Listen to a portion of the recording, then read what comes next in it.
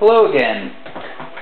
I thought I would do some more bookbinding here, and since I got a request to show how to put some raised bands on, I thought I would go ahead and do that today. Here I've got a book that the spine has fallen off. It's an old cloth binding. The book is not in bad shape. Interior is fairly good. Nothing missing. Little writing on the end sheet, but mainly it's the spine has come off and the book needs to be rebound.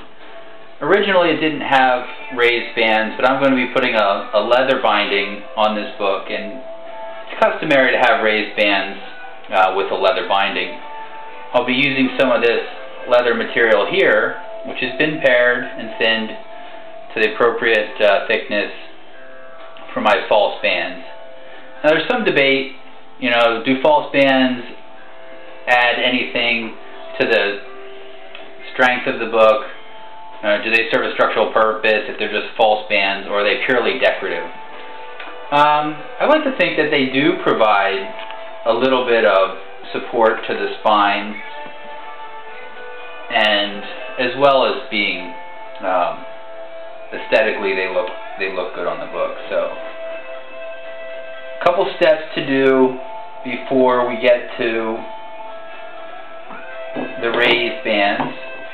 I have a few other things to add to the book before we get there. So first I'm going to add some headband material. So this old liner, I want to trim away a little portion of that so that this headband material will sit flush. So I will just line it up like that and then trim this bit off like so. So if you watched any of the other videos, you know it's a challenge to get the camera angle positioned appropriately so that you can see the actual work being done. And you kind of need to be able to explain it, and then you also need to be able to show it, or else you won't be able to tell what's going on. And I'd like these videos to be helpful to any other bookbinders out there that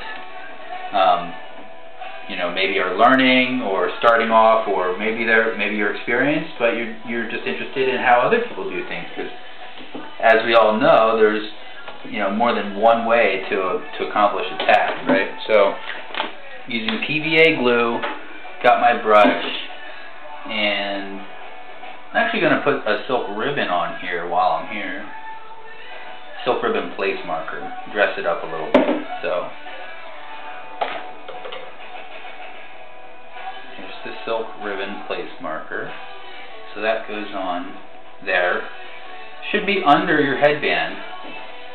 So you want to put that on first. Little glue, PVA. Anybody new to this out there, you want to get PVA. Whatever you do, don't use Elmer's or anything like that. PVA is specifically for bookbinding, and I don't know if it was developed specifically for bookbinding originally, but bookbinders use it because of its properties. It's supposed to stay flexible over time. So definitely use the right glue. It's not very expensive. If you need some, go out to your local art store. They should have it. So you see how that headband is kind of flush right there. So now I'll do the one on the other side. I'm not sure if you'll be able to see this one.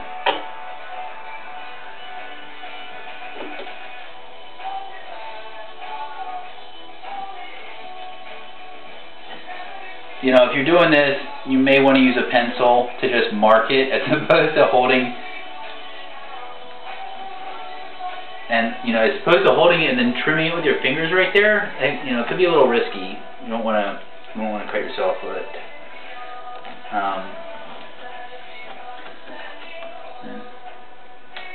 So just trim that little bit of liner out.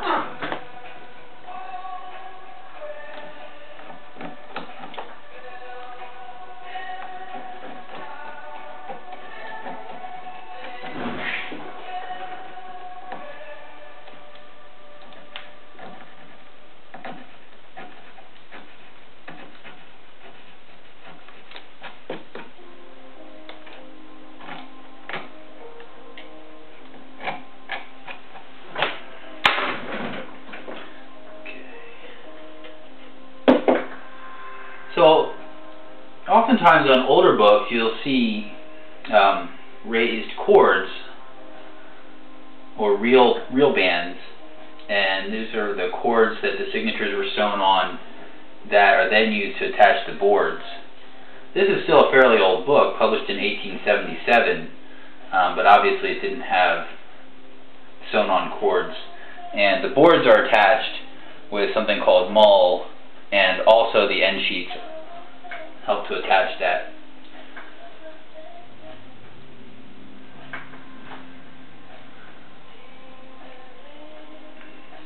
So now I've got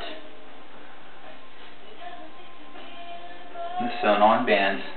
I went ahead and pre-measured for a liner because I want to have an additional liner on here to run the length of the spine. So that way when my leather goes on, after it's all dry and done, you won't see this ridge underneath here. So I pre-measured one, I pre-cut it out.